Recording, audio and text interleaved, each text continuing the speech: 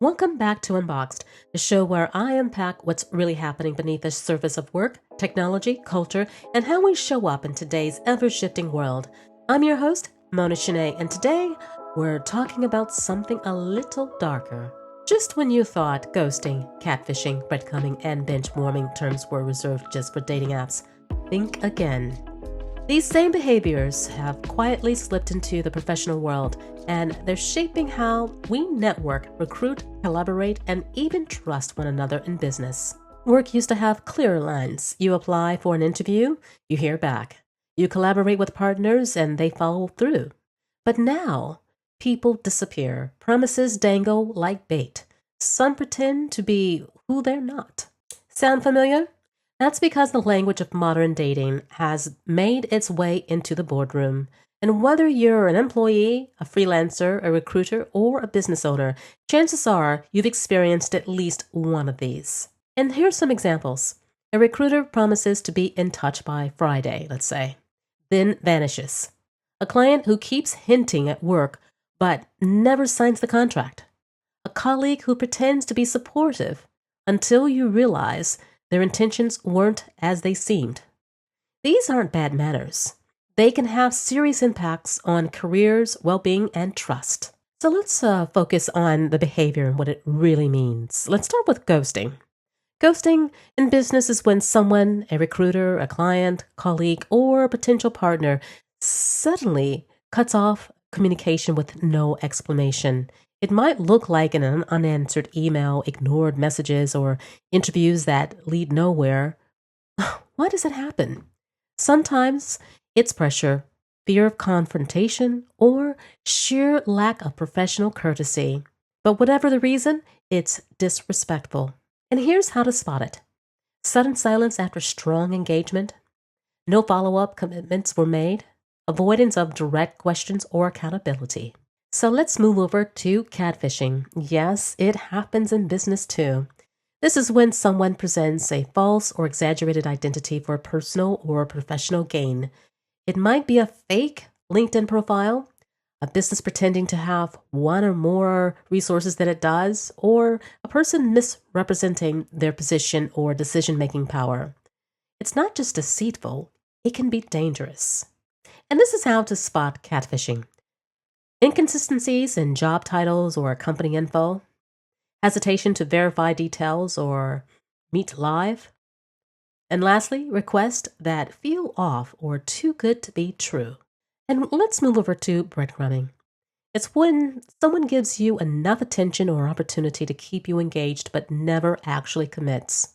Think of it in these different terms. A client who keeps on saying, "We really want to work with you," but never signs.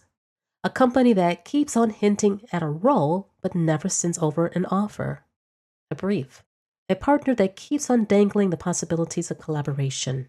So how do you spot this? I've got 3 different areas. Number 1 is vague promises and delays. 2, soon or next quarter with no clarity. And 3, just enough communication to keep you hanging on. And lastly, we move over to bench warming. It's when someone keeps you, literally speaking, on the bench, warm enough to come back if they need to, but never actually bringing you into play. Recruiters do this. Businesses do this. Even collaborators do this. They make you feel like a backup plan, not a priority. So how do you spot it? You'll get things like, "We'll circle back to you if something opens up," or keeping you in the holding pattern without progress, or lastly, no clear timelines or next steps. Now, let's be clear. None of these behaviors, none of them, don't come from malicious intent. They often are rooted in time pressures. People are stretched thin and simply don't communicate well. Fear of conflict, saying no feels uncomfortable, so they disappear. Internal quotas in politics, recruiters, salespeople, or partners may be under pressure to keep pipelines warm.